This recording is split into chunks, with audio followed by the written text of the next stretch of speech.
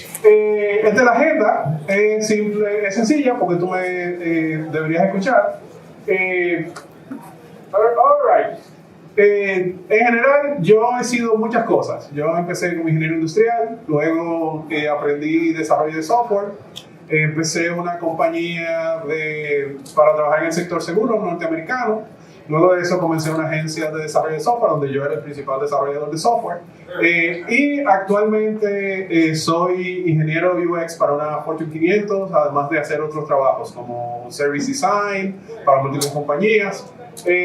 Digamos que yo he hecho muchas cosas en muy poco tiempo y normalmente el factor de aprender cómo funciona otra carrera es como una parte crítica de lo que hago, porque mucho de ese, no es que yo tengo 20 títulos universitarios, sino que he dedicado el tiempo a aprender eso de manera genérica. Como lo haría cualquier persona en su sano juicio, que no quiere gastar todo el dinero del mundo en la universidad. Entonces, en términos prácticos, existen tres grandes problemas. Bien, existen tres grandes problemas con respecto a cambiar una carrera, ¿verdad? El primero, obviamente, es dinero, ¿verdad? Todo el mundo quisiera invertir en una carrera económicamente. Yo le voy a decir que es una gran mentira en lo particular. Tiempo y energía. Vamos a tratar cada uno de ellos de manera progresiva. Yo sí creo que el dinero es un problema si tú tienes deuda. O si tú tienes poco balance económico en tu cartera. ¿Por qué? Porque lo que tiende a pasar es que cuando tú no tienes mucho dinero en tu cuenta bancaria, es fácil que tú cambies cuál es tu prioridad. Mira, no tengo dinero hoy para pagar la renta, así que yo estudiar no es la prioridad, tengo que buscarme un trabajito por ahí que me resuelva. O yo necesito ganar más. Entonces, yo creo que lo más importante es tener finanzas saludables, aunque no parece ser como algo importante. Yo he visto que la gente que tiene poco dinero en el banco toma malas decisiones, porque toma decisiones en función del presente. Entonces yo creo que si tú vas a hacer un cambio radical de carreras, tal vez tú deberías dedicar un tiempo a tener cierto nivel de ahorros que te permita hacer eso. Lo otro es que cuando tú no tienes dinero, en particular, tú no puedes optar por una certificación. Por ejemplo, en el área donde yo trabajo de User Experience, una de las certificaciones más conocidas te cuesta, tú tienes que hacer 5 cursos, tomar mínimo 5 exámenes y en total son como $6,000. Si tú no tienes esa cantidad de dinero para gastarlo, pues obviamente tú no lo vas a intentar siquiera, ¿verdad? Eso no es una opción. Dicho del otro lado, a veces tú pagar por una certificación es como un truco, es como un cheat code de eso en los videojuegos donde tú haces un truco y te dan 1000 vidas. Eso puede ser súper útil en algunas áreas donde son tan pocas las personas que tienen esa certificación que eso automáticamente te da alguna ventaja competitiva. Lo otro es que si tú cometes un error y tú tienes ahorros en el banco, el error no es letal. ¿A qué me refiero? Imagínate que tú decidiste tomar un trabajo nuevo en esa área que tú te quieres mudar, pero resulta que tu jefe es un abusador o que las expectativas no son lo que tú esperabas, pero tú necesitas dinero, tú necesitas llegar al fin de mes. ¿Qué tú haces? ¿Tú te vas a arriesgar a dejar el trabajo y continuar haciendo eso o tú vas a seguir el trabajo porque lo necesitas? Y la peor de las situaciones, yo diría, es cuando tú estás en un lugar donde tú necesitas estar, no que tú decidiste estar. Entonces yo creo que por eso es importante, desde mi punto de vista, si ustedes pueden tú sabes, remover cualquier deuda antes de empezar y tener ahorro de por lo menos 3 o 6 meses en el banco que te dé cierto nivel de flexibilidad. Entonces, en ese caso particular, yo creo que eso es un preámbito antes de hacer el cambio, pero yo creo que es crítico el discutirlo, porque mucha gente no toma en consideración el costo económico de hacer un cambio. Otra cosa interesante que ocurre, que por ejemplo, si tú tienes 6 meses en el banco, hay una tercera, que es que tú deberías vivir por debajo de tu nivel. O sea, si tú ganas 20, tú no deberías gastar 20, tú deberías gastar mucho menos, porque eso te permite tomar una reducción en tu salario por una transición. O sea, si yo estoy cambiando de carrera y le puedo decir, yo trabajé con alguien que cambió de carrera a desarrollo de software, era economista, y ella empezó a ganar la mitad. Pero resulta que ese salario, que era la mitad de lo que ella ganaba en el lugar donde estaba, era con lo que ella podía vivir. Ella tenía suficiente, tenía ahorros. Y sucede que ahora ya gana 15 veces lo que ganaba en ese momento. Simplemente porque fue una buena inversión. Entonces es bueno ver un cambio de carrera como una inversión donde muchas veces tú vas a tener que poner dinero antes o vas a sacrificar ganancias. Si tú quieres un cambio inmediato, pues puede ser que tú hagas una mala inversión, porque lo que tienen inversiones rápidas están hablando con mantequilla o están jugando, tú sabes, la ruleta rusa. Entonces es importante identificar si tú estás haciendo inversión o tú estás jugando, apostando en un casino. Entonces, bueno, la siguiente de tiempo. La mayoría de la gente que me dice, mira, yo quiero hacer un cambio, yo quiero empezar a estudiar programación, o yo quiero moverme a UX, pero es que estoy muy ocupado y tengo muchas cosas que hacer. Este tiempo es como la excusa principal que me dan. La mayoría de las veces, esa misma persona, tú le preguntas, oye, ¿y qué pasó con House of Dragons este domingo? Y yo estoy seguro que ellos te van a decir qué fue lo que pasó. Y resulta que hay dos costos importantes que la gente promedio tiene. Tal vez ustedes no son así, pero en general la mayoría de las personas pasan cerca de 2 horas y media al día en social media. Si ustedes creen que es mentira, ustedes pueden ver el metraje que tiene el celular, donde le dice la cantidad de tiempo que ustedes pasan. Entonces puede ser tal vez un buen momento para borrar Instagram. La verdad es que ustedes se sienten mejor, ustedes se sienten más inteligentes después de usar Instagram por 2 horas y media cada día, no creo. Igual, yo hice el cálculo y eso son cerca de 80 horas a la semana, al mes. Entonces yo creo que tal vez, si ustedes le bajan un chip, no tiene que, tal vez si ustedes están, saben, en el baño y quieren hacer, pues tal vez lo pueden utilizar, pero la realidad es que ustedes pueden ahorrar mucho tiempo y tienen tiempo de más. El otro factor importante es streaming. Déjame ver. Ok.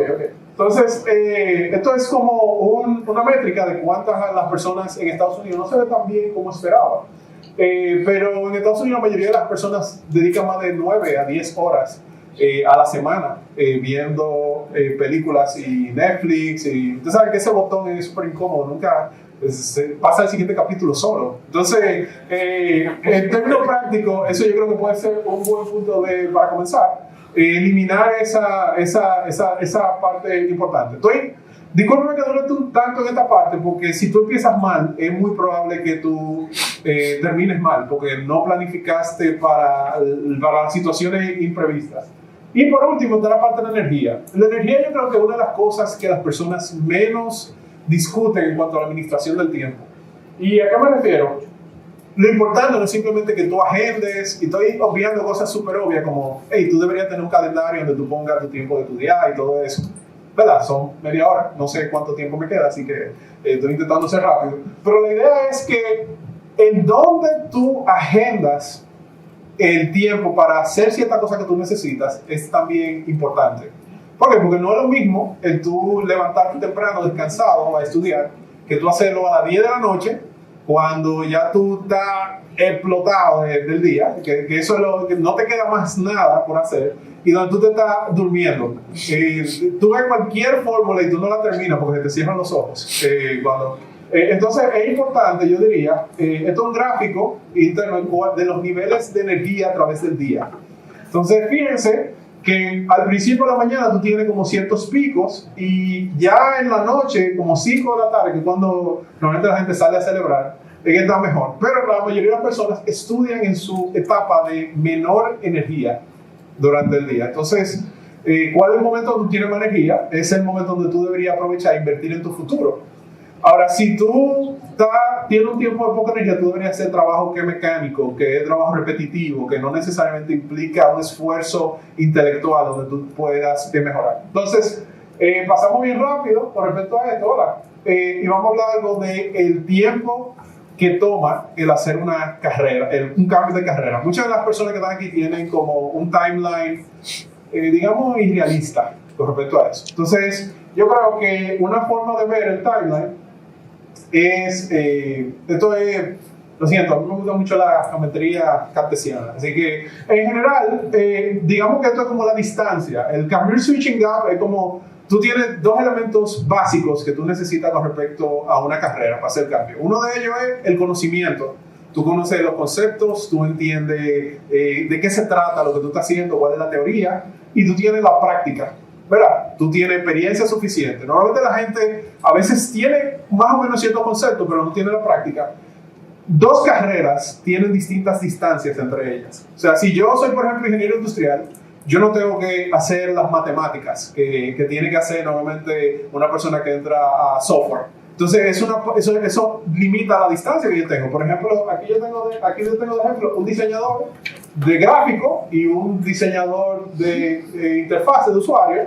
La diferencia que ellos tienen es menor que si yo tuviera, por ejemplo, un psicólogo, un contable que quiera hacerse desarrollador de software. Es obvio que la distancia es mayor porque el tipo de conocimiento que tienen que hacer. Entonces, es importante tú identificar qué tan lejos tú estás de la carrera que tú quieres ejercer. Y una forma como rápida puede ser, por ejemplo, evaluando el currículum que tú tienes en la universidad. Mira, el contable se quedó en matemática básica, sumar, restar y multiplicar. ¡Wow! Entonces, tal vez todo eso es una parte del contexto que tú te estás perdiendo. Entonces, es importante identificar, normalmente el tiempo promedio de transferirse a una carrera, dependiendo de qué tan cerca tú estés, entre 6 a 18 meses. Dependiendo de dónde tú termines, y esto es algo interesante, porque tú no quieres hacer la transición a una posición junior donde tú estás empezando, tú quieres hacer una posición donde mínimo tú estés ganando lo mismo que tú estés haciendo. Normalmente este tipo de transiciones duran cerca de 2 años. Pero se pueden limitar si tú estás consciente de cuál es el gap que a ti te hace falta. Entonces vamos a seguir con esto. Entonces 6 a 24 meses. Entonces, ¿cómo se cierra el gap? Yo le hablé de conocimiento y práctica, y estos son como 4 elementos. Uno son los conceptos, tú entiendes de qué trata eso, qué es lo que hace un desarrollador de software, cuáles son los conceptos básicos, y tú sabes usar las herramientas. En el caso de un programador, las herramientas del lenguaje de programación, ¿verdad? Son los editores de texto, el software que tú utilizas para hacer deployment, los servidores, todo ese tipo de cosas son herramientas. Las habilidades, tú puedes resolver un problema, y la experiencia, tú puedes resolver el problema que tu cliente, quien te contrata, quiere que tú resuelvas, porque no todos los problemas son iguales.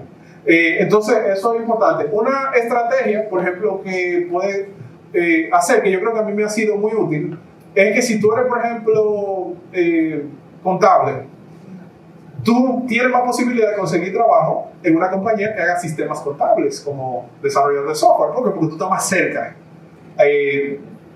a nivel de industria de eso, que si tú fueras de que mira, vamos a hacer chips médicos y vamos a programarlo, definitivamente como que tú tienes menos posibilidades ahí. Entonces tú puedes decir, yo voy a concentrar en una industria donde la distancia es menor, porque yo tengo experiencia que puedo transferir.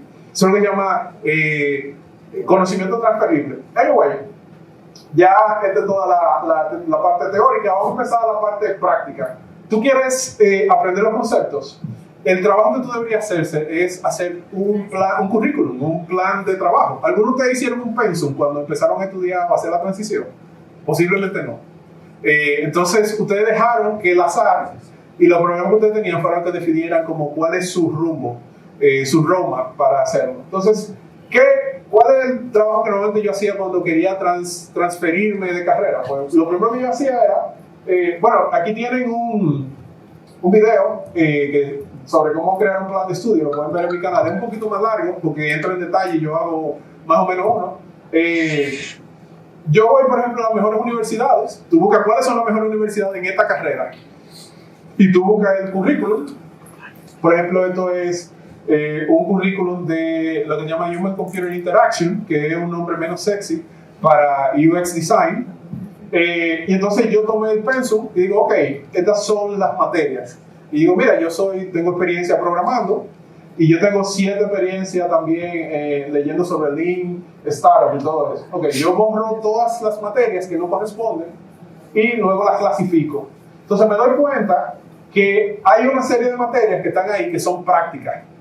Esas van a tener que ser parte de mi sección de cómo yo planifico mi desarrollo de aplicaciones, y la otra parte son materias teóricas. Entonces ya yo tengo de qué yo debo leer, y esa es parte de mi pensum. Yo puedo ver un video en internet, pero honestamente para ganar conceptos es mejor leer libros. Entonces, ¿qué tú haces? Este es otro modelo, el otro modelo un poquito más avanzado, que es donde tú dices, ok, yo tomo no un programa, sino que yo tomo 4 programas, y yo digo, ¿qué tienen en común todos estos?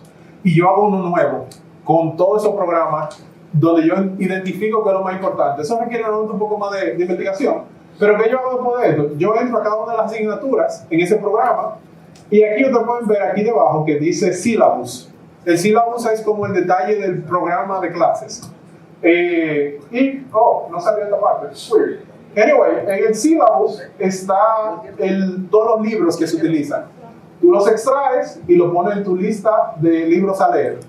Y voilà, tú tienes tu lista de lectura de lo que están leyendo la gente de la industria, lo que están estudiando en la universidad con respecto a eso. Tú no tuviste que pagar un solo peso, tú lo estás utilizando y tú empiezas a leer esos libros en el orden que más te parezca. No significa que tú lo vayas a leer todo, porque lo que tú vas a aprender es que vas a empezar a discernir lo que es bueno de lo que es malo y tú vas a empezar a encontrar otros libros. Entonces, ya tenemos una idea de los conceptos, las herramientas. Yo diría que las herramientas tú puedes utilizar tutoriales en YouTube. Normalmente a mí me funciona súper en tú decir, bueno, yo quiero aprender qué están utilizando la gente que utiliza UX Design. Bueno, todo el mundo usa Figma ahora, eso es lo que está de moda. Tú buscas... No, que yo no lo uso. Ok. Bueno, pero tú quieres aprender Figma, tú pones Figma Masterclass en YouTube. Y te va a aparecer una clase de 8 horas de un tipo que tiene suficiente tiempo libre para hacer un video de 8 horas. De la India. Exacto. Y es un tipo que te va a enseñar lo básico que tú necesitas para que tú seas competente. Entonces, nos vamos a poner a la parte de la práctica. Y esto es algo interesante, porque mi consejo es que ustedes deben de construir cosas reales. Y esto es algo interesante. El sistema educativo que nosotros tenemos, incluso en la universidad, no te da problemas reales, te da acertijos. Te da problemas donde la solución viene definida por A, B, C y D. Eso es selección múltiple, te tiene que dar un resultado específico. El mundo real es un poquito más complicado que eso. Entonces, hay miles de cosas que ustedes pueden hacer. Y le voy a dar unos cuantos ejemplos. Por ejemplo, la mayoría de ustedes, si son diseñadores de User Experience, posiblemente se van a inscribir en algo como déjame hacer 100 días de Daily UI para hacer ejercicios de diseño. Y yo no dudo que esto sea útil, pero esto tiene utilidad limitada. ¿Por qué? Porque tú no vas a mostrarle tus ejercicios de cómo tú hiciste un login a una persona a la cual tú le estás pidiendo un trabajo. Eso no hace mucho sentido. Ahora, además es mucho más fácil porque es súper centrado, tú tienes muchos ejemplos. Mi recomendación es tomen un problema real que ustedes quieran resolver o que sea lo suficientemente retador para que ustedes digan, mira, yo no sé por dónde empezar. Si dice, yo no sé por dónde empezar, ustedes van a aprender mucho intentando resolverlo. E incluso, aunque ustedes no lo resuelvan, el proceso de descubrimiento que ustedes no lo pueden resolver, les va a aclarar mucha duda que ustedes tienen. Entonces, ¿qué yo haría si yo empezara ahora como, esto es un software, un ERP, de la Fundación Apache, es open source. Yo sé que no se ve con mucha claridad, pero ustedes pueden ver que es horrible. Eso es una muy buena oportunidad para ustedes mejorarlo. Entonces, simplemente si yo tuviera eso, yo agarraría y tomara fotos de todas esas pantallas y diría, ok, ¿cómo yo pudiera mejorar este diseño de esta aplicación completa? De manera que cuando yo vaya a presentar mi propuesta, mi portafolio, a quien sea que yo le vaya a decir, mira, yo no tengo mucha experiencia trabajando, pero esto fue lo que yo encontré y esto fue lo que yo hice. ¿Cuáles son las posibilidades de que ustedes lo contraten? Son mucho mayores. Entonces, igual, de esta manera, este otro proyecto open source, yo creo que es un CRM que yo encontré, eso me tomó minutos en buscarlo. No fue de que yo ya sabía dónde estaba. Esta vaina lo están usando miles de personas. Señores, it doesn't work. Yo digo, debe ser muy difícil. ¿Cómo que tú vas a una sala de tortura para trabajar en esto? Pero la realidad es que está esperando por alguno de nosotros que le haga una propuesta gráfica. Imagínate tú, si tú puedes hacer eso, cualquier compañía que haga un CRM te puede contratar, porque tú entiendes el concepto. Entonces, muchos de nosotros entendemos que para tener ejemplo de trabajo tenemos que pedir permiso. Y no es verdad, hay muchísimo. Lo que más tiene el mundo son problemas por resolverse. Entonces, ustedes pueden tomar uno que los ayude a posicionarse donde ustedes quieren estar. Ustedes no tienen que pedir permiso para eso. Entonces, y otra cosa que tiende a funcionar, y voy a hacer, muchas veces ustedes pueden enviar una propuesta de esto, y si es aceptada, fácilmente ustedes pueden conseguir un primer trabajo. Eso puede ser su primera aplicación de trabajo. O sea, si tú haces esto a la Fundación Apache, señores, nadie sabe, tal vez hay una compañía que está dispuesta a decir, hey, este tigre está lo suficientemente loco para intentar mejorar lo que tenemos 10, 15 años. Tal vez lo va a mejorar realmente. Entonces, mi primer trabajo fue literalmente eso. Yo hice eso para una compañía. resolví un problema que yo tenía, le hice una presentación y al final de la presentación me dice, ¿y qué necesitamos para empezar? No, nosotros no necesitamos nada, ya está implementado la aplicación, entre lo que es ese usuario. Y ese fue mi primer trabajo. Esa es la razón por la cual yo empecé a emprender, porque alguien vio que no tenía que pedir permiso para hacer las cosas. Entonces hay dos opciones. Resuelve un problema open source o resuelve un problema que a ti te interese, un problema real, genuino. No tiene que ser perfecta la solución. Simplemente tú tienes que mostrar iniciativa. De manera similar, tú eres marketer y tú no tienes una cuenta de social media con 100,000 seguidores. ¿Cómo yo sé que tú puedes promocionar algo si tú no puedes promocionarte a ti? Y eso es algo que yo frecuentemente he visto. Yo he entrevistado gente por una agencia y le digo, tú supuestamente eres content manager, tú manejas redes sociales, porque tú tienes 200 seguidores en tus redes sociales. Eso me preocupa. Entonces no es consistente. Tú no necesitas permiso para eso. Vende un curso, haz algo que demuestre que tú tienes la capacidad de vender. Si tú no puedes venderte en marketing, tú tienes un problema. Entonces es súper fácil, no necesitas de nuevo pedir permiso. Igual, tú estás haciendo desarrollo, tú puedes crear una herramienta para algo que a ti te guste. Tú quieres hacer un wiki para tú administrar tu trabajo. Tú ves un problema que tal vez tú quieres solucionar. Tú quieres hacer otra red social porque te tienes cansado, Facebook, hazla. Porque tú vas a encontrar problemas reales que se resuelven en ese tipo de cosas. Entonces, no está la excusa de que no tienes experiencia. Un punto importante que yo quería hablar es que la mayoría de ustedes van a tomar esta ruta y es que ustedes van a decir que no se sienten lo suficientemente preparados. Así que lo primero que hay que hacer es estudiar, y después que yo esté cansado de estudiar, que yo sienta que tengo seguridad, yo voy a hacer algo, yo voy a hacer proyectos, yo voy a hacer experiencia, y ahí es donde yo empiezo a pedirle a otra gente que me dé la oportunidad, el chance, que yo soy un colaborador, tengo liderazgo y todo eso, pero tú no tienes nada de experiencia.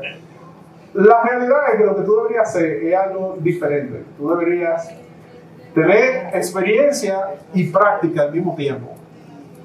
Y tú tienes dos formas de hacerlo. Tú o ejecutas lo que te enseñan, y eso es peligroso porque tú estás dejando que otra persona determine tu currículum, o tú decides construir algo desde el principio y tú utilizas y buscas el conocimiento que tú necesitas para tú entender eso a profundidad. Esa es normalmente la mejor forma de aprender. ¿Por qué? Porque para tú hacer que algo funcione, tú necesitas aprender muchas cosas al mismo tiempo. Y eso, en el corto plazo, es poco eficiente, pero en el largo plazo tú aprendes más. ¿Por qué? Porque tú estás aprendiendo muchas cosas al mismo tiempo. El tipo que es profesional en el tenis, él no está planificando y que, mira, déjame darle la bola así.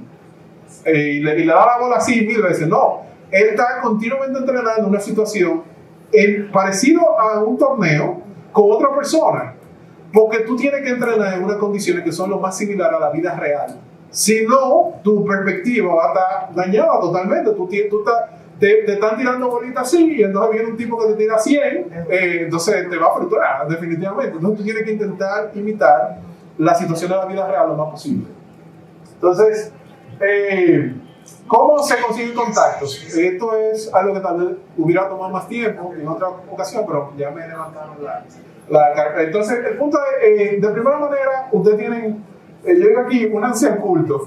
Y es que es importante que ustedes se sumerjan en la comunidad de personas que realizan esa tarea.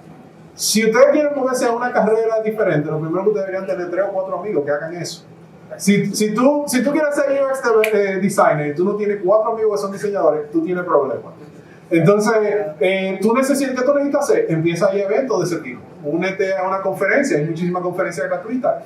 Empieza a participar en un foro, suscríbete a un foro de Reddit, donde la gente opine sobre eso. Empieza a cooperar con respecto a un proyecto que sea abierto con respecto a esa situación. Si tú no estás integrado, y esto es algo interesante, porque yo veo gente que tienen el deseo de que en su casa lo vayan a buscar para que vaya a trabajar en el área, pero él no está haciendo el esfuerzo de conocer a la gente de ese sector. Lo otro es, por ejemplo, si tú estás aprendiendo, muestra tu trabajo. Muestra, mira, yo estoy en el proceso de aprendizaje, yo quiero hacer esta transición, me interesa este tema, lo estoy explorando, déjame publicar lo que estoy aprendiendo. Y hay muchas formas de hacer eso. Tú puedes publicar en LinkedIn. Hay gente que me da vergüenza por ello, que ellos estén mostrando lo que están mostrando en LinkedIn, pero realmente lo están haciendo. Y hay gente que lo está ayudando. Y eso ya de por sí te pone a la vista de otros. Lo otro que ustedes pueden hacer, trabajar en la comunidad. Cuando yo empecé a aprender de User Experience, una de las primeras cosas que yo hice fue que, bueno, porque aquí no hay una comunidad de gente que trabaja en User Experience. Y entonces creamos un grupo y nos empezamos a reunir. Y yo estaba continuamente aprendiendo, pero yo aprendía de la perspectiva de otros o personas que estaban interesadas. Y yo conocí múltiples personas que hacían eso y que estaban también interesadas en ello. Entonces, si no existe la comunidad, créala. ¿Por qué tú no puedes? Y empieza a preguntarle a gente que está interesada en eso. Y lo otro es, y yo creo que este es el principal problema que yo veo con la gente nueva, es que muchos de ellos no tienen altos estándares. Y esto es algo interesante porque si tú eres un buen diseñador, lo que tiende a pasar es que una vez tú terminas tu trabajo, tú te sientes inconforme con lo que tú tienes, porque tú tienes estándares más altos que el trabajo que tú puedes hacer. La mayoría de las personas, si tú ves a un diseñador que él entiende que él es duro y tú analizas el trabajo y dices, no, pero eso está mal. Tú tienes que tener estándares que sean más altos que tu capacidad, por lo menos cuando tú estás aprendiendo, de ejecutar. ¿Por qué? Porque si no, tú no te vas a mover hacia adelante. Y mucha gente consigue el primer trabajo y se queda ahí. Porque no avanza, porque no tiene estándares más altos que lo que tú tienes que estar consciente de dónde tú encajas en la escala mundial. ¿Por qué? Porque lo que ha hecho el Internet es que ha hecho la competencia plana. O sea, ahora mismo, ya aquí hay gente de Colombia trabajando en el Popular, ¿ustedes sabían? Alguien que yo conocí en Colombia hace años me dice, mira, yo estoy trabajando ahora como UX designer en el Popular. ¿What? ¿Cómo así? ¿Y tú te mudaste? No, yo sigo viviendo en Manizales. Eso es, tú estás compitiendo con gente de todo el mundo. Eso significa que si tú quieres ganar los salarios que ganan los mejores, tú tienes que ser de los mejores. Y eso no va a pasar si tú no tienes tus estándares. Y algo importante que quiero hacer énfasis es que los estándares los debes tener tú, no el lugar donde tú trabajas. Quien debe definir donde tú vas a llegar tiene que ser tú, porque nadie tiene la obligación de entrenarte a tal nivel. Y la empresa puede estar feliz con lo que tú haces. El que no debe estar feliz con eso, que quiere más, debe ser tú. Y si tú siempre estás empujando hacia arriba, eventualmente tú vas a encontrar a alguien que va a apreciar eso y tú vas a poder ser colocado en una mejor posición. No es que tú debes llegar a la posición y subir a la posición, tú debes estar preparado para la posición antes de tú tenerla. Y entonces, alguna pregunta obvia es como, por ejemplo, si yo quiero migrar a ese sector, ¿dónde están los profesionales de ese sector? De hecho, ¿dónde están los buenos profesionales de ese sector? No todo el mundo, la mayoría de la gente es mediocre. Eso es algo que es una realidad. O sea, el 90% de todo es un disparate. Después tú tienes un 10% que tiene algo de calidad. Ustedes lo pueden ver. Las compañías más grandes normalmente son sumamente mediocres en lo que hacen. Entonces, ¿dónde están los mejores de lo que yo puedo aprender? El otro es cómo yo puedo llamar su atención, cómo yo le puedo ser útil. No es, hey, estoy aquí, quiero tu ayuda, sino cómo yo te puedo ser útil a ti. Cómo yo puedo ayudarte en algo que tú necesites. Porque la mayoría de la gente quiere ser importante, pero no quiere ser útil. Y cómo yo puedo ser de clase mundial.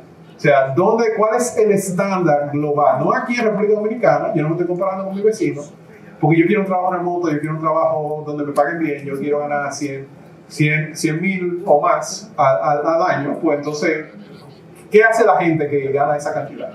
Y nada, yo quisiera, por último, terminar con esto.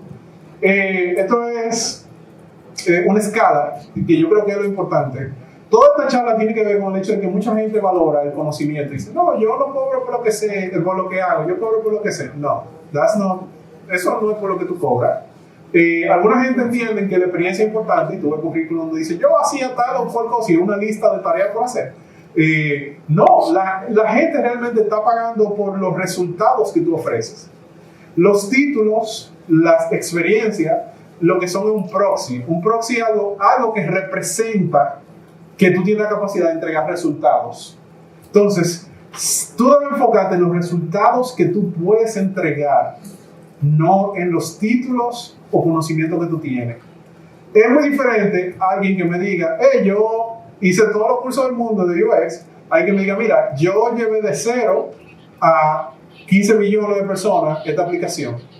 O ya la desarrollé de 0 y ahora tenemos 200,000 clientes. Eso es diferente, ¿verdad? Como que suena diferente. Entonces, el énfasis no es lo que tú sabes o la responsabilidad que tú tienes en un trabajo, sino lo que tú puedes hacer por ellos. Y si tu modelo no toma en consideración los resultados, tú vas a ser una de las personas que son un androide, que tú lo pones a hacer algo. Mira, hazme tal cosa, ponle más diseño a eso, ponle más color. Tú vas a ser un minion. ¿Tú ves? Entonces, en la particular, si tú quieres tener un puesto en la mesa, tú tienes que ser capaz de demostrar que tú das resultados. Y al final de cuentas, eso es lo importante. Y eso es lo que tú quieres demostrar con tu carrera, sea que tú vengas de una universidad prestigiosa o no. Entonces, en la práctica, yo creo que eso es lo importante. No sé si tienen alguna pregunta. ¿Esa es la presentación? Sí. Tengo una pregunta.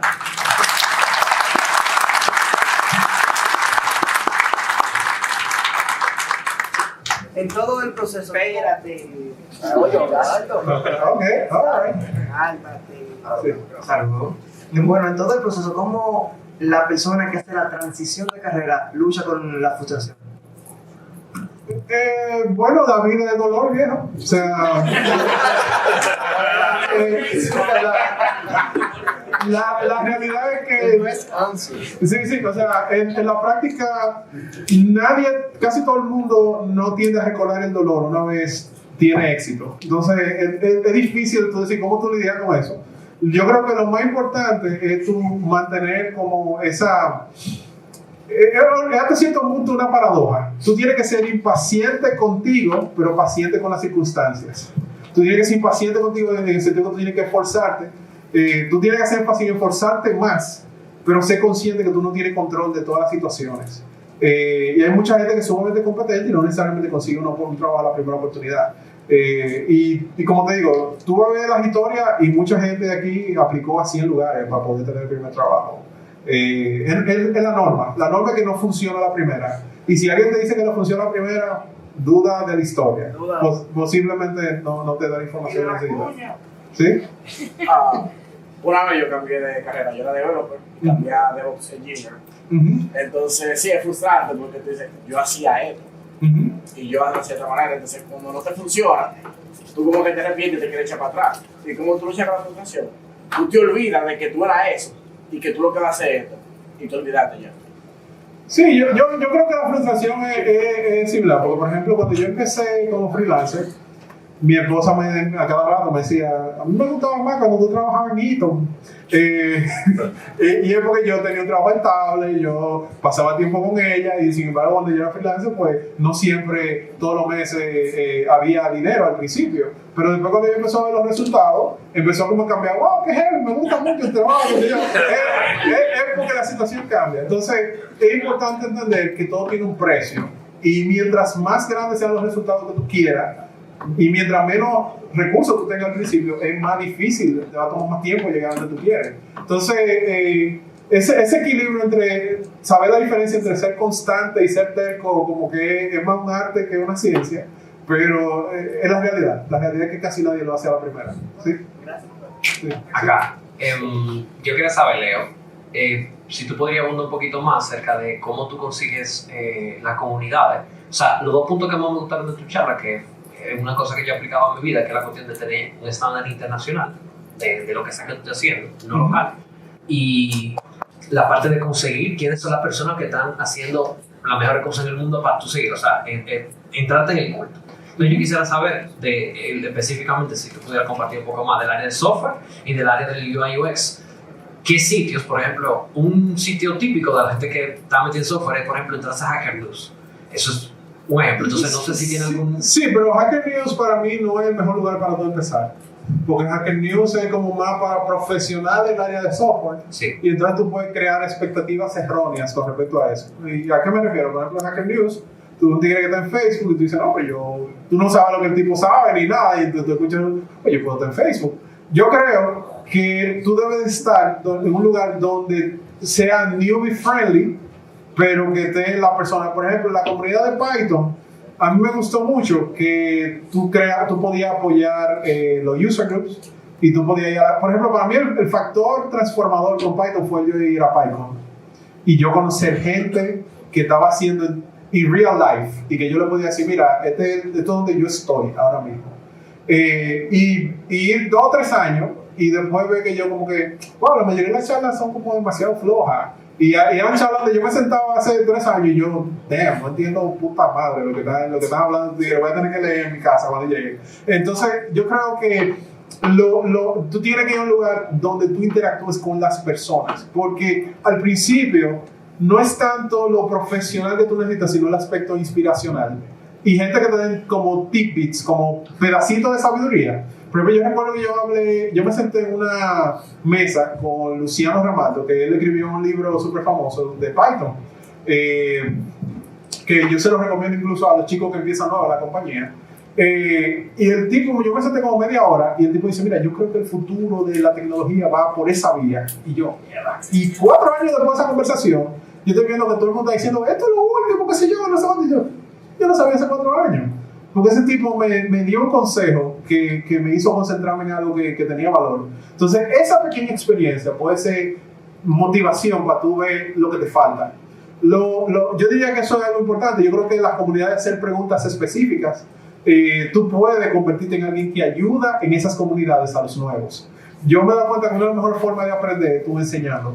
Entonces, tú puedes decir, bueno, vamos a hacer la comunidad, yo no sé de esta vaina, pero ayúdenme y me hago el voluntario. Así fue que yo empecé en Python. Yo era el que menos sabía de la comunidad y yo le decía, bueno, no hay nadie para la charla, yo voy a perder 2 días de mi vida aprendiendo eso en la documentación y haciendo ejercicio y le voy a pedir su ayuda. Y los tigres me ayudaban y me empujaban y eso me ayudó a terminar programando en Python. Entonces yo creo que eso fue importante. Y lo otro es que si no existe, yo diría, la comunidad, empieza, por ejemplo, Jorge, que estaba aquí, él envió un mensaje por Google Plus. Muchos de ustedes no saben lo que es eso siquiera. Entonces, y ahí fue que nos juntamos la primera vez. Y un grupo de gente hablando de Python. Sí, yo quiero trabajar en Python. Aquí no había empresa en Python. Y ahora hay empresa en Python por ese grupo que se montó. Entonces, en la práctica, yo creo que es como ese mix de ver una conferencia, si no organiza una, hay el esfuerzo, diría yo, y hay conferencias digitales. Por ejemplo, tú trabajas en el área de microchips que es un poco más difícil y los salarios son bajos relativamente. Entonces, por ejemplo, casi toda AXI, yo creo que así que se llama la Engineering International Organization, yo sé que tienen conferencias, simposios. La IEEE. Exacto, IEEE, ellos tienen una serie de simposios y tú puedes aplicar como minority. Mira, yo soy un tigre de la República Dominicana, somos un país del tercer mundo, ayúdame. Eso ayuda, hay gente que lo hace. Hay que dejar la vergüenza. Yo quiero aprender, estamos aquí. Otra cosa, por ejemplo, en el caso tuyo, aquí hay pocas compañías, pero hay compañías que trabajan con este tipo de cosas que tú pudieras conseguir trabajo. Por ejemplo, tiene Eaton. Eaton abrió recientemente yo trabajé cierto tiempo en Eaton. Exacto, y tiene un laboratorio de diseño ahora, entonces tú puedes decir, bueno, acércate a un ingeniero de Eaton. Pregúntale, mira, yo quiero aprender más sobre esto, de la experiencia que tengo, ¿qué ustedes creen? Y fácilmente tú eres un potencial contratista o contratado de Eaton. Entonces, como te digo, hay múltiples cosas. De hecho, aquí hay un profesor de AP que se llama Carlos Niquet, que él trabaja en Eaton, que él es él trabaja diseñando circuitos y cuestiones eléctricas. O sea, hay oportunidades, lo que pasa es que uno no tiende a preguntar. Y tal vez esa es otra cosa, pregúntale a la gente que tú conoces, porque muchas veces uno subestima cómo la gente que uno conoce lo puede ayudar. Yo le dije a una persona, yo estoy obsesionado con esto de cripto, quiero aprender todo lo posible. Y lo primero que hizo esa persona me dice, mira, yo conozco una persona, te voy a contactar. Ni idea de quién era esa persona. Y resulta que era una persona que estaba haciendo un fondo de inversión en cripto. Y entonces como que, holy cow. Y ellos estaban desarrollando tecnología para comprar los bitcoins. Es una historia un poco larga, pero el punto es que ese fue mi primer contacto con respecto a cripto. Y fue porque yo me puse a hablar a la gente y yo quería aprender más. Simplemente eso, y alguien me contactó y me dio, y yo terminé, y me recuerdo, fui a Argentina a un viaje, después fui a Miami a recibir un training de uno de los core developers de Bitcoin, y todo eso fue porque yo me puse de freco, ¿verdad? Que yo quería aprender. Entonces es importante que tú utilices el network, porque quien menos ustedes piensa, ¿verdad? Como dice, de cualquier yagua vieja sale el tremendo de la cara. Cualquier gente que usted conoce puede tener más información de lo que ustedes creen, y simplemente poner, hey, estoy interesado en esto. ¿Qué otra me recomienda? Anyway, creo que me pasé de tiempo. Ok, all right. ¿Ya pasó el giveaway? No. Entonces, una pregunta. Pedro te coordina. Una. Ok, alright, sí. Leonardo, tú mencionabas que hay que ir a la fuente del sílabus como un recurso para documentarse para el cambio. Pero me interesa saber, en base a eso, si consideramos mentorías, ¿tú entiendes que se pueden llevar a la par o no sustituye al otro? Lo que yo creo que las mentorías tienen que tener como un propósito específico. Y yo creo que, por ejemplo, si tú quieres ser mentor o tú quieres tener una mentoría y tú no has hecho tu trabajo primero, tú estás perdiendo posiblemente tu tiempo. Porque es como que es importante como tener esa introspección y decir, esto es lo que yo necesito, porque tal vez tú tengas el mentor equivocado.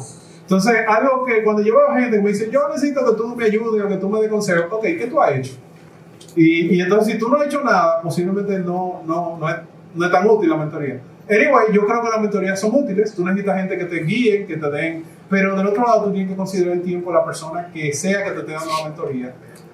Porque esa persona es importante que tú puedas ver, que tú tomes en consideración lo que te dice. Lo digo porque yo he tenido mentores que han sido muy buenos y yo no he aprovechado lo que ellos han sido en ese momento. Y es después de cierto tiempo que digo, ¿qué me perdí? Perdí la oportunidad de aprovechar de ti y sacar el jugo lo más posible. Entonces, si tú tienes un mentor, trata de aprovechar el tiempo con él y darle problemas difíciles que te ayude a resolver. Tú sabes, entonces trata de hacer tu trabajo y anyway, o sea, mientras más ayuda tú tienes, mejor. De hecho, yo les recomendaría a la gente que tenga como lo que yo le llamo como su grupo de consejeros, su grupo de gente que tiene mucha más experiencia que tú, que son buenos en esa área específica y que tú le puedas hacer preguntas de un área específica donde ellos son excelentes.